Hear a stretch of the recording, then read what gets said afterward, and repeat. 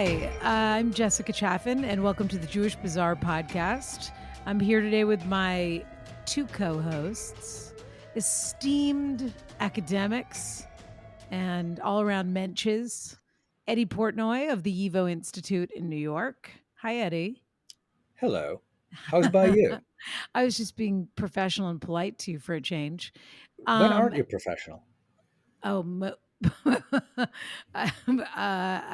do think it's better to look at that in the reverse and figure out when I am professional. But and then our fabulous friend and colleague, Mr. Tony Michels, Dr. Tony Michels, I believe, is what we've established. Is that right?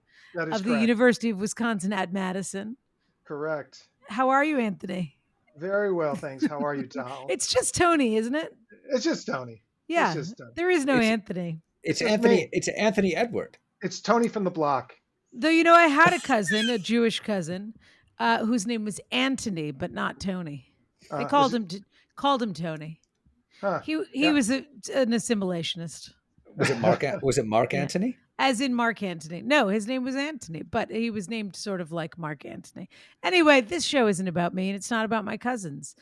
This show is about taking a look at certain topics. See, guys, I don't know what this show is about. This show is about what? The strange, the weird, the unusual, and the bizarre aspects of Jewish history and culture. Oh, good answer, Tony. In other words, the Jews. Right. The Jews. And maybe a few things that people might not totally expect to be associated with said people. And today's topic, I'm going to tell everyone right now, I don't understand it for the life of me, but that is why we have Tony Michels here today to tell us what we're going to be discussing. We're going to be discussing Jews who hated Judaism. Oh, okay. You know did what? I they don't know hate if that's it, or they an just want it to be different than it is? I don't No, know if they that's an hate it. accurate description. It is a very accurate description. They hated Judaism. It's not your turn, Eddie. So if that's right. what Tony wants to say, then that's what it is. I'll hold back for now. You're welcome to skewer him, or flay him, I should say. But let him get it out. Let him get his thesis out first, and then we can pick it apart. You know, I'd like to flay Tony and then sell his skin to a student as jerky. I don't think you would get the market value that it's worth. I know. Besides, it's been done already. Yeah. Tony, what are we going to be talking about today? Tell the people. We are going to talk about Jews who hated Judaism. Okay. So I've got much one so. eyebrow raised, but I'm listening. So I'm going to try to raise your other eyebrow. They hated Judaism so much that they tried to completely abolish it. But there has to be some love wrapped in there, because if they just hated it, then they wouldn't try to do anything to it. No, they hated it. But that's always the way, isn't it? No, it was not always the way. That was a new thing in the 1880s when the first all-out assaults on Judaism happened in New York City and in London. It was very But I'm new. saying in life, you have to love something a little bit in order to hate it, because otherwise, why would you try to change it? If you just hated something, why can't you just let it go? But you hate it so much, you want it to change. You want to change the institution. They didn't want to change it. They wanted to abolish it. Well, why don't you get specific then and tell us what we're talking about? And I'll be quiet for a minute, and Eddie will probably be quiet for a minute. I'm going to try. I'll tell you what I'm talking about. So in the 1880s, anarchists started cropping up in New York and London, other cities. And these were Eastern European, mostly Russian-born Jews who migrated westward and found themselves in the Jewish ghettos of the east side of London, the east side of New York, and they were becoming radicalized. They discovered anarchism, Marxism, other ideologies, and as part of the radicalization, many of them had come from traditional religious backgrounds. Some had been yeshiva students. Mm-hmm. Many weren't, but they had come from traditional homes, many of them. And they decided that all religion, including Judaism, was responsible for the spiritual enslavement of mankind and had to be totally abolished. Okay. That's what I'm talking about. Keep going. So I'll keep going. So uh, one fine day in New York in 1889, anarchists decided that they were going to um, honor Yom Kippur by holding what they called Yom Kippur balls. They rented a room, a hall somewhere on the Lower East Side. Um, they and it was they decided it would be a big festive occasion. Of course, Yom Kippur is the most holy day on the Jewish calendar. It's a solemn day.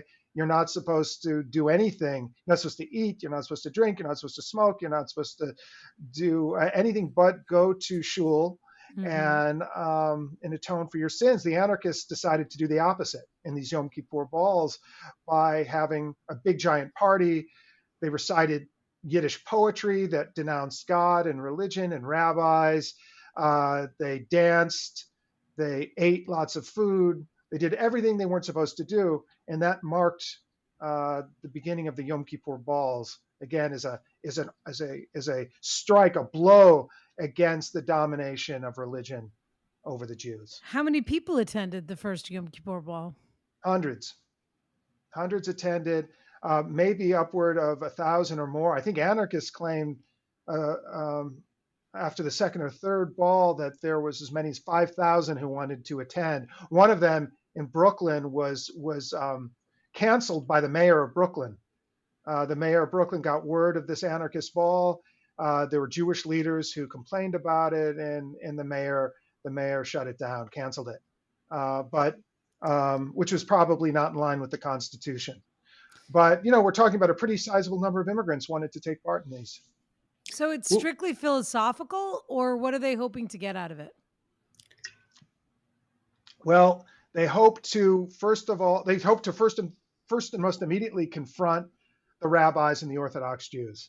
As a protest against them, they wanted to confront them. But the ultimate goal was to bring down the state, to bring down the capitalist system, and they believed that couldn't happen unless religion was brought down with it. So it's a political act, and it's really based in this concept of, I guess, Marxism, which is pre-communism.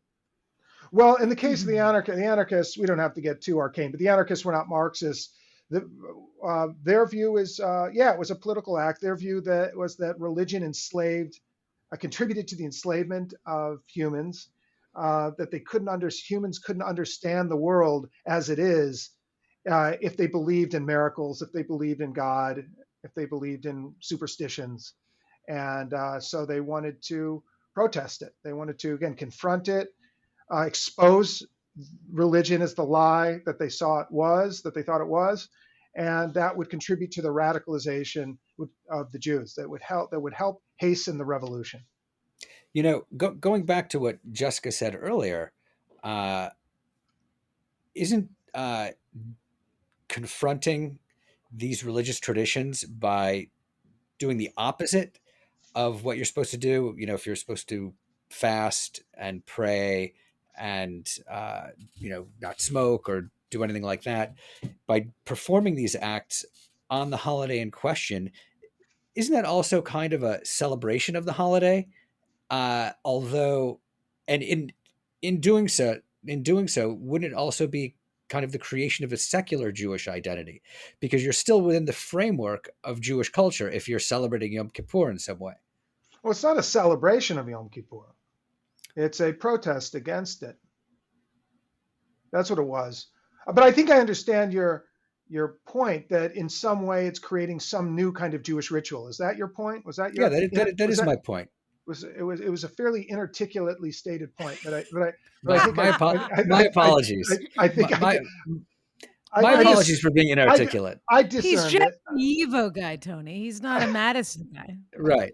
That's right. I mean, you got to make allowances here. That's true. I'm sorry. I should have taken that into account, Eddie. He's just a shtetl scholar. That's all he is. I'm a small, I'm Klein Stetteldick. You're Klein Stetteldick. Yeah. I'm Großstadtig. You're Stottish. What does it mean, guys? We don't have subtitles on this show. I'm a big city Jew here in Madison. He's out there. Town mouse, I'm country mouse. I'm the country mouse. He's the city mouse. Yeah. Yes, the country mouse of New York City. Yeah. Okay, Where were? so Oh yeah, so you were saying, Eddie, that it's a kind of it's a way of marking Right. It's the a right. It's a holiday, and recognition of a that the holiday is recognition. something important, and Yeah. they're celebrating it in a different way. Because well, what you no, they're but you know not what celebrating the holiday. No. But what well they are doing is they're certainly I would say recognizing it. no, they're increasing its importance, I would say. Yeah. I mean, anytime you criticize something, you are giving it more importance than perhaps you should. I mean, why not just forget about it? Right. But Exactly. this is a political act. It's not really it's about their own political self-interests. It's not really about I mean, I understand that how they feel about religion is wrapped inside of that. But is their goal really to take down religion or is their goal to Yeah. alter society? It was to take It's down religion. I know it's hard. It's in a way it's hard to grasp how serious they were about it. I mean, there are very few people today or many people who are atheists, or many people who don't like religion, but I Yeah. don't know of anyone that actually confronts it in such a militant way, How the way that radical this is. yeah, So and confrontational too. right. so are there It's other also at a time when when people were generally more religious than they right. are today. So who are the leaders of this movement and what led them to this place? And yeah, I guess that's my first question. Who are these strange people? Most of the names will be totally unrecognizable today. In fact, I think all of them. Most of them are unknown, except for a few scholars Was tucked that the away. whole book report, the balls, Tony, or is there more? I guess is what I'm asking. It's really to be known as the Yom Kippur Ball movement. True, it's the ball movement. And well, I'll tell you who these people were. Most of them at the time were in their 20s.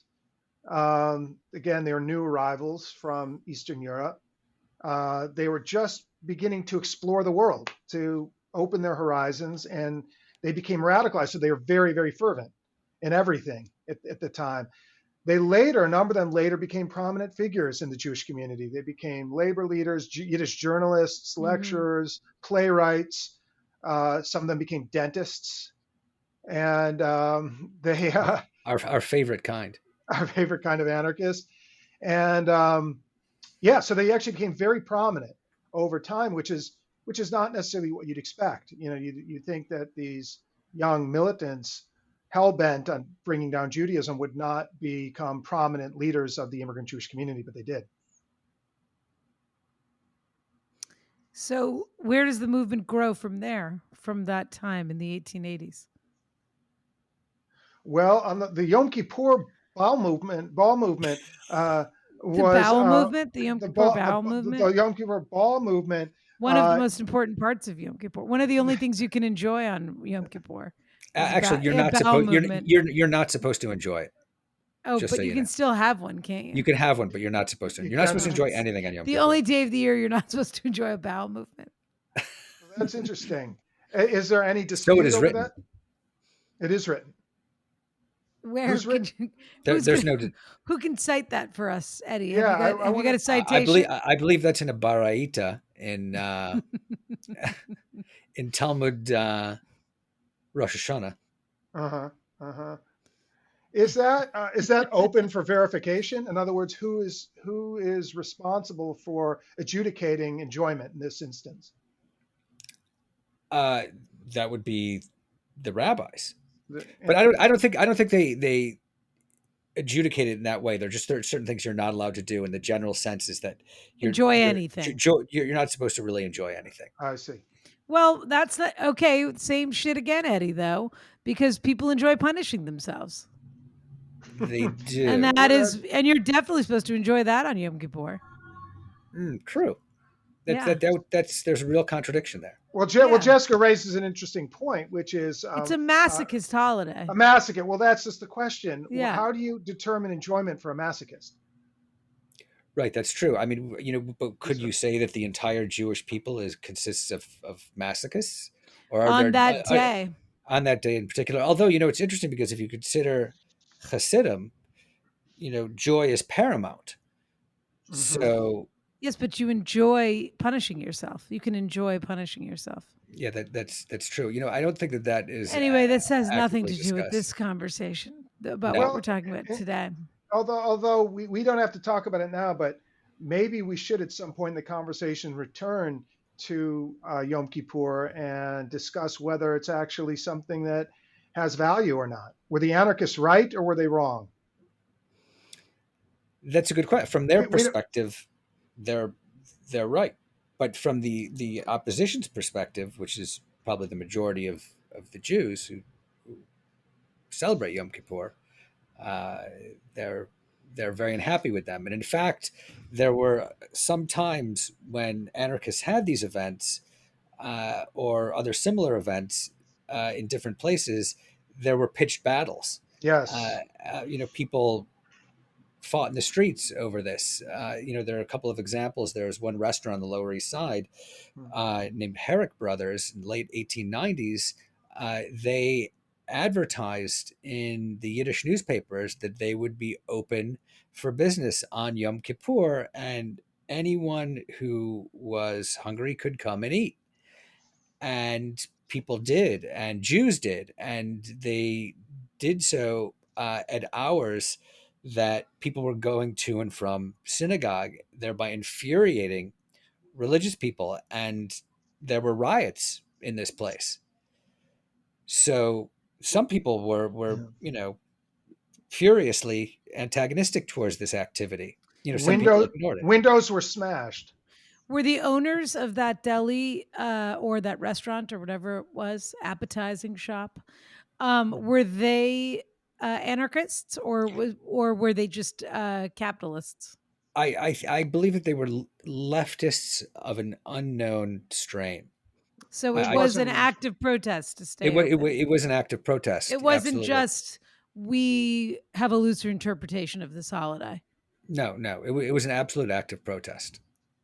We're not pre-reform. No, and there were other similar acts took place at different times and in different places. For example, in Warsaw, there was a group known as the Freethinkers in Yiddish, the Freidenker. They had their own monthly magazine, and it was essentially a leftist atheist organization, and they were anti-religious, and so Hmm. they did similar things. They would give lectures on Yom Kippur. They would send out their adherents into the streets. The day of Yom Kippur, uh, they would walk around eating apples and smoking cigarettes and selling copies of their magazine. And they would do this specifically outside synagogues in order to antagonize people. And it certainly worked. There were always fights that the Polish police had to break up, and the Polish police really didn't want to get involved with intra Jewish activities, but they invariably had to because you know there was violence involved, and So, so so what is all of this born out of? I'll tell And you, and I'll are tell you, these the only examples of this, or does this continue to this day? Because what you were positing, Tony, is that yes, there are Jews that hate Judaism, and so I want to yes. understand more about that. So I'm going to read to you a poem that was Oh written in boy. Yiddish. Yes, a poem that was written, or the sum of a poem, part of a poem that was written in Yiddish and performed in 1889, 1890 in one of the anarchist balls. This is the author is a guy named David Edelstadt, and this is what he wrote. Why complain, you orthodox oxen? Do you want Jewry to consist only of animals, ignorant and stupid? Do you wish us to bow down to your archaic God, lower our heads before every pious idiot? Each era has its new Torah. Ours is one of freedom and justice. For us, the greatest transgression is to be an obedient slave. And it goes Mm. on like that. Um, Edelstadt. that's Edelstadt. So what I think is interesting here is that all of this is done within the framework of Jewish culture. It's in Yiddish. It's talking about a new Torah. It's just opposed to the religion. It's not opposed to this kind of sense of Jewishness that it comes out of. So it's really the fashioning of a new secular Jewish culture that's carried by the Yiddish language, Hmm. which ultimately is a very Jewish product. I'm going to tell you something even stranger. Edelstadt didn't know Yiddish until he came to the United States. He Wow, that's he amazing. Yeah, he only spoke Russian in Russia. His father had been a soldier in the Russian army, which is a whole Mhm. traumatic experience in and of itself. But the kids weren't raised with Yiddish. So he moved to the United States. And after about 4 years or so, he learned Yiddish so he could propagate anarchist ideas among Jewish workers. So that he So could be part of the community. he could be Yeah. part of the community in his own way. So he learned Yiddish to write poetry of the kind I just read, attacking Judaism. That's just what was But going also on there. Yiddish is a secular language. It's just a Well, language, it's a vernacular. yeah, it's not secular, it's not religious. It's just the it's the carrier of whatever culture you want Right, but it it's to not carry. religious. Hebrew So it's is not religious. right. It has no inherent religious value, and It is so derived from, in some way, a religious language, Right. I think what you're but it saying, is, I think what you're trying to say is the Yiddish isn't a liturgical language. yeah, right. yes. It's It's not a not a liturgical. religious choice to speak Yiddish, for him. It's a way to communicate to a community that he's part of, that he wants to disrupt from the inside out. Yes, but he's coming from the outside himself in a certain sense because he doesn't know the language until he gets to New York. So he learns this language to disrupt from within, Right. and all that's happening on the Lower East Side, which is in an atmosphere of incredible ferment. Hmm. What else happens? What else? You know I feel like we've what had two events here. I mean, I'm not like, I need to know that this was either a movement or that it expanded, or I don't know. I'm just curious. I want to know more. It goes for a while through into the 1890s, but then in the beginning of the next century, a lot of the anarchists say, you know what, this isn't a good idea. This is a bad idea. What Uh, makes them say that? I think they see a few things. One, they're getting older. Some might even be having kids themselves. I think part of it is they don't see the need for it anymore because really, how great is the authority of the rabbis in the United States? The rabbis actually don't have much authority at all, and a lot of the Jewish population is drifting away from religious Uh, tradition. So they thought it was really unnecessary. It was a little childish, many of them thought. And mhm. then um, the uh, pogroms in Europe, starting with the 1903 Kishinev pogrom, convinced a lot of the anarchists that attacking Jews isn't really called for. It's in bad taste, to say the least. And their whole thinking about Jewishness changed in the face of anti-Jewish violence. And many of the anarchists started rethinking a lot of their ideas, and some became Zionists as well as anarchists. Also, an unexpected combination because how do you square those two things? How do you square anarchism, which is a movement against the state? Uh, how do you square that with a movement to create a Jewish homeland? But a Well, lot of a lot of anarchists moved in that direction. yes, but a movement against the state. So what's the state? It depends on the state that you live within, meaning your where does the community exist? What's the context of the community? Whether it's America or the UK or whatever it is.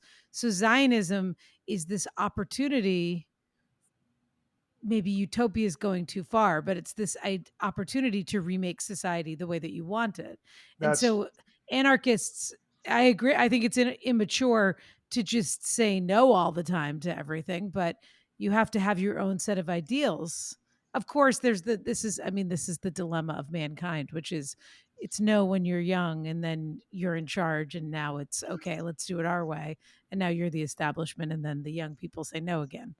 But the or rebel against that or whatever. But Zionism is an opportunity for the anarchists to uh, create. Otherwise, they're full of shit. Well, If no, I well, mean they if they anarchism don't have doesn't an idea of disappear. how they want society to be, other than what they don't want it to be, I does mean that make sense? anarchism doesn't yeah, disappear. It's not But as it's if not crazy to me that they would progress to be Zionists or something else. I mean, communists, whatever whatever is attractive to them as a set of societal ideals. No, well, Well, it's not. It doesn't really. It doesn't disappear. It just. I think the anarchists take the tack that they're not going to be anti-religious in the ways that they were. Uh, that said, the anti-religious impulse continues and gets transferred to various other organizations. For example, the Bund has certain anti-religious aspects. This is the Jewish Socialist Organization, and other Jewish leftist and socialist groups continue to engage in anti-religious activities. Uh, from this time through the 20s and 30s. It's not uncommon at all. Like I said, this group, the Free Thinkers in Poland, had a monthly magazine. You could read reports in this magazine from, and there are reports from small shtetls to the big cities of, all kinds of Yom Kippur uh, activities that they're engaging in that are kind of anti Yom Kippur. They have sort of eating festivals in Warsaw. The Bund and other socialist organization gives out free food on Yom Kippur only to Jews. If you wanted the food they were giving out, they would throw Gentiles out of the line because you could only be Jewish if to get the free food. Otherwise, it wasn't heresy. And their goal was to engage in heresy. So these things sort of continue, Mm-hmm. and the anarchists don't disappear after this sort of initial burst of energy in the 1880s and 1890s. They have a press and they have newspapers that exist and are popular at a certain level. Through Tony, when does the Freie Arbeiterstimme go out of business? 1977, I think. Which is, that's a Long fairly long run. I think it started in 1890. 1890, yeah. Yeah. I mean, I think what anarchists did is in their extremism, they forced certain questions on Jews. Can you be Jewish without religion at all? Can you have a Jewish homeland without a state? These are, and so, like you're saying, Jessica, it makes sense in some level that they would work towards some constructive solutions, but you also have to remember that each of the things we're describing was highly unusual at the time. Right. There was no one else attacking religion to the degree anarchists did. There was no one in the Zionist movement, not in the United States, who was talking about this kind of who were blending anarchism with with uh, with the need for a Jewish homeland of some kind. These ideas were new and considered pretty strange in the moment they come into existence. Did You they know, team up with non-Jewish anarchists? yeah, yeah. Um, it's definitely I would say by the 19. Yeah, actually, from the beginning, I should say from the very beginning, a lot of German anarchists in New York and Jewish anarchists socialized with one another, cooperated, organized things together. In fact, one of the popular speakers at the Yom Kippur balls was a German named Johann Most, who's not Jewish, He was and the most. he was the most. To say the very least. And so there was cooperation with Germans, eventually with Italian anarchists, and so on. But in New York, Jews dominated the anarchist movement by I don't Right? know, Didn't by it seem that the 1900. Jews were very receptive to anarchism? I don't know. Why? Why do you say that? I don't know. It seems to me that if you have German anarchists like, let's say, Rudolf Rocker, who are learning Yiddish in order to appeal to the Jewish community, I think they clearly saw that this was a community that was receptive to Uh, this ideology. yeah, yeah. I mean, I think Jews were receptive to lots of different radical ideologies. Anarchism was one of them. Again, it was something that it was strange in the eyes, or interesting, fascinating, or dangerous in the eyes of many non-Jews who looked at Jews at this time and said, who are these people? Why are there so many anarchists? Why are they attacking religion? How come so many of them are socialists? What does that mean? What does that mean for America? What What does that does that say mean? about the Jews? What does it mean? I think I think that's probably a show in and of itself. I mean, for the Jews, it means that for many of them, they became Americans in this atmosphere of revolt, and probably shaped who American Jews were for a long time to come. That in other words, they come onto the American scene with this rebellious attitude, this feeling that this conviction that the United States had to be changed radically. So Um, if I'm understanding you correctly, that I think that American Jews should really look to anarchists to see how their culture was influenced. that's one thing they should do. Yeah, I mean that's not the only people they should look to, but they should But certainly it's look. it's definitely exercising though a right, I guess, that did not exist for them in their homelands necessarily. I mean, it is Right. taking advantage of all the freedoms, which is Hmm. pretty I mean, which is very cool, I think, Yeah. to go from a place of danger in a lot of cases to saying, most people would just be happy to have a roof over their head or, not the threat of being murdered in their home. And instead they were like really going for it, saying, I think I'm going to that's taste right. the whole buffet. That's exactly right. I mean, everything we're describing There's something was very vital about that. that, Yeah, there that's really that, is. that Yeah. anarchists embraced American freedom to the extreme. Like you said, they just took the whole buffet. They took it and ran with it. They were. I mean, look, the word that one of the terms for anarchism back then was libertarian. That they Uh, were libertarian socialists or libertarian communists. They use these different words, but the point is that they valued freedom, individual freedom, in the extreme. And they knew they couldn't practice this in Russia. They knew they could practice it in the United States, but mhm. they also believed that the United States was their view is the United States was filled with oppression. Despite the freedoms that it had, it wasn't enough, and they wanted to overthrow the existing order. But this has a lot to do with like the workers movement Yeah, and serfs or peasants becoming, having a seat at the table and joining society, and this sort of movement of people from, I mean, this is like Fritz Lang stuff. yeah, that's where it comes from. Yeah, there was a larger movement, workers' The movement in the idea that the United States. worker is an enslaved person and that Yeah, they don't understand their place in the wheel. They're yeah. That's right. And so Right. anarchists viewed themselves as the vanguard of workers' liberation. What among the ironies I guess we've been talking about is that Jews became the standard bearers of what was supposed to be a universal ideal, but didn't have a great deal of appeal to most Americans. You had some anarchists and Germans, but after a while, most of the standard bearers of anarchism were Jews, certainly in New York. Um, Right. Again, And, it's one of the well other. known, the names that people know are Alexander Berkman and Emma Goldman. Those are the Uh, famous ones. Yeah.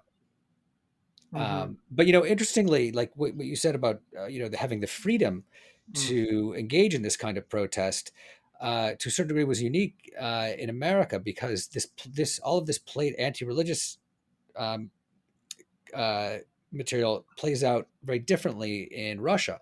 Yeah. And after the Bolshevik Revolution, you wind up with the USSR, which sees the Jews as essentially a nation.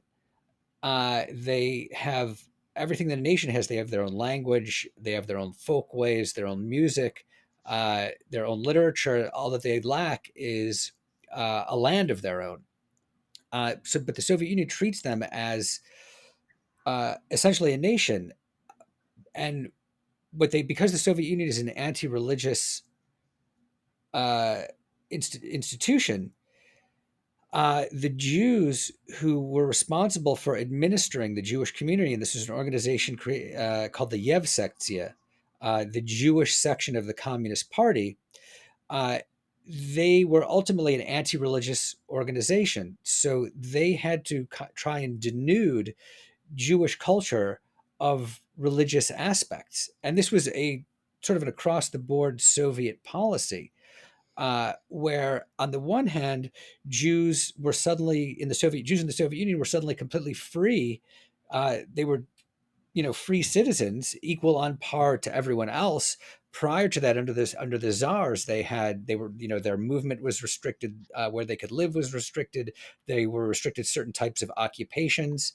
Um, in the Soviet Union, they were sort of free to go anywhere and go to university and take any job they wanted.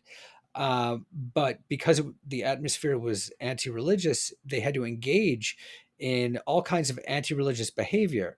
So the Jews who ran the Yevsektia instituted um, uh, anti-religious events. So for example, a Haggadah was published that was anti-Passover, that sort of tried to show how Passover was an oppressive holiday. They would have plays for they would have plays performed for major Jewish holidays that were anti-religious, that were opposed to the holidays themselves. It's funny, Uh, the idea that Passover is an anti, right, of course, yeah, because it's like the original workers' revolt. right, right. But they claimed that their claim was Yeah. that religion is oppressive.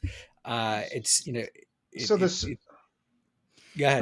But well, part so of the that is also just propaganda. So it's about taking a group that already has a pre-established set of ideas, let's say, or narratives or whatever, infiltrating that thing, trying to make you see it another way, and then converting you to a different philosophy.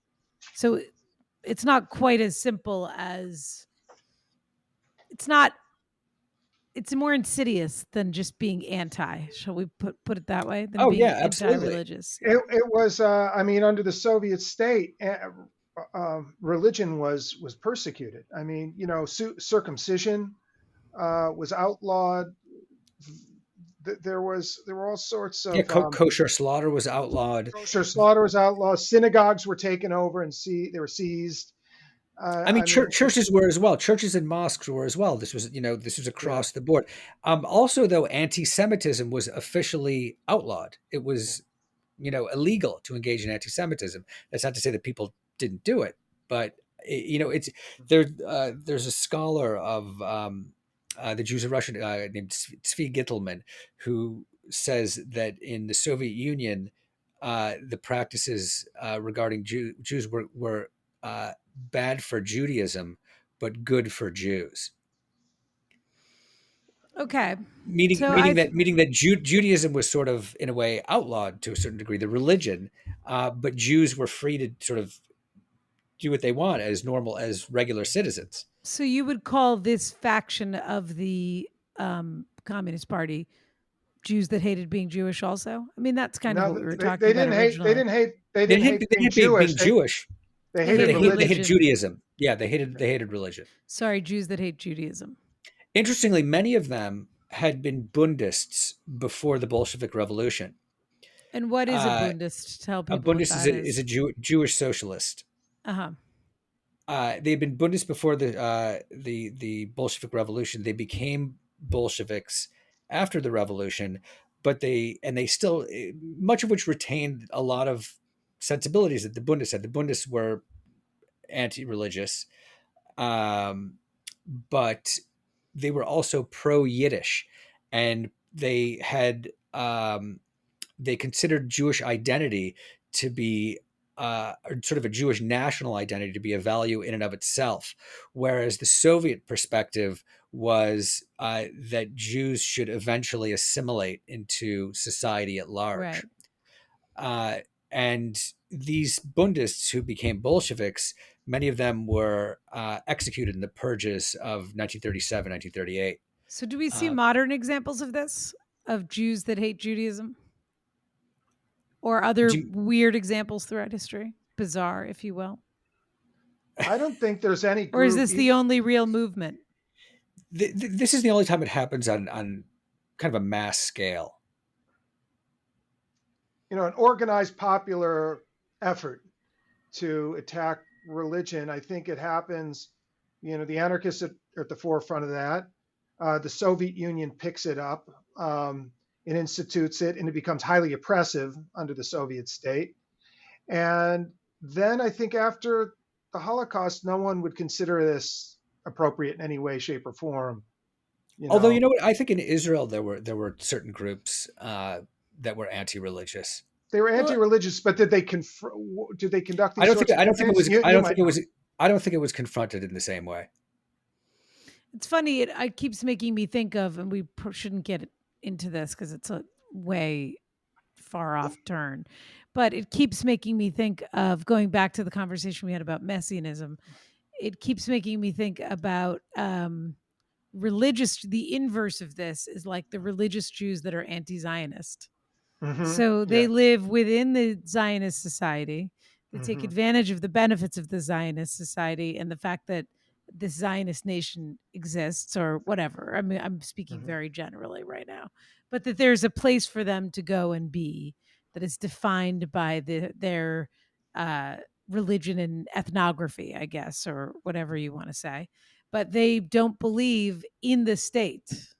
hmm So it's the same as living within the community and it's not the same, but on some level, and enjoying the benefits of the greater Jewish community, but rejecting the core philosophy, which is the idea that religion is what binds you together, if you believe that. I mean, I obviously there's cultural Judaism and there's religious Judaism, but it is I, interesting to be both part and apart. So Tony, it's that's it. Are the Haredim comparable to are they the anarchists of our day? well, I don't know if I'd say that, but I'd say that what I think anarchists and the Haredim show are, or they reflect the extremes of modernity, of Jewish modernity, meaning that starting in around, I don't know, somewhere around 1800, and then going forward, you see these extreme movements among Jews. You have the ultra Orthodox, you have the anarchists who are trying to negate religion. You've got socialist Zionists who are trying to build a whole new utopian society. You have communists who are using the power of the state to totally reconstitute what it means to be Jewish. There are other examples for sure, but it seems that this is, in a way, well, this is so much of what the podcast is about, is looking at these bizarre extremes, and we see them in so many different manifestations. And this, I think, is endemic to the modern experience for Jews, is that when Jews encountered modernity, even when they wanted to be normal in some way, even when they wanted to fit in, even when they wanted to be part of some larger community, over and over again, they engage in all kinds of extreme activity, which winds up differentiating them from the larger society that they're part of or want to be part of. So it's like the Jewish X Games, is what you're saying. Yeah, I'd say I've never seen the X Games, but I think that's I don't probably think right. Eddie's right about that. Don't agree with him Is just because he said it. or it's just there's a component of Jewish society that always engages in extreme ball movements. um, and those are Jewish skateboarders. I, I don't know. I don't know, Eddie. I'm going to let you sit with that. Yeah, though It- being anti-Zionist is about the most old-fashioned thing you could be. I guess it's modern to be able to express it and have it be a subgroup, but it's about the most old-fashioned thing you could be. Because what you're saying is, don't tell me the Messiah came. Don't start setting up utopia till the Messiah's here. yeah, it, I'm not it's sure. I'm not sure they construct it in that same way, but but But that's kind of what they're saying. They're well, saying, no. correct me if I'm wrong, but they're saying this is all a play until the Messiah steps in. You guys are forcing this to happen. So this is supposed to be set off by a different catalyst, not just because you say you all want to be together and construct society this way. Is that right? Don't they think Uh, it's happening backwards, basically? they do, but anti-Zionism is modern, meaning anti-Zionism couldn't have existed Well, Zionism is without modern. Zion. right, Yes, Yeah. exactly. therefore anti-Zionism is modern. So those ultra-Orthodox Jews that look like they're from another century and believe they're behaving and thinking in ways that are no different than their forebears behaved, 300-400 years ago, Right. are actually modern, in a very they're modern in their rejection of modernity. Zionism is an aspect of modernity that they can't tolerate, and so again, there are those extremes again. I guess you win, Tony. What do I win? Who's gonna break? Who's gonna break it to the residents of Mayor Sharim that they're not? That they're the most modern people around. I will. Who's gonna I will break do it that. to the hat makers? I'll go there with a letter from you. I'll present it to him. No, we're Fascinating. all modern in different ways, and like I said, I think for Jews, it's produced all sorts of polarities and extremes, and still do. I mean, I don't see it going away. I see things changing, but well, polarities and extremes. That's what this podcast is supposed to be about. Yeah, maybe we should have called it polarities. Maybe we should have called it Jewish polarities. I'm sure. It's catchy. That's very catchy. Who would jump on that, Eddie? Yeah, I don't know. That appeals to me. Sign me up. You're the only one. Jewish polarities. I like That's that. Good, Eddie. You got a future. You got a future on Madison. All right, this was fun. It's a very short future, and it's not terribly bright, but you've got one, Eddie. You know. Well, guys, this was great. I guess I just want to say thanks to everyone for joining us, and to terrific Eddy Portnoy of the Provincial Evo Institute of New York, as established at the beginning of the show, and Town Mouse Tony Michels from the University of Wisconsin. The Evo Institute, I have to say the Evo Institute is very urbane. But not urban. No. Not urban. No. Urbane. That's what we're talking about. All right, guys. Well, thanks for joining us. Thanks for having us.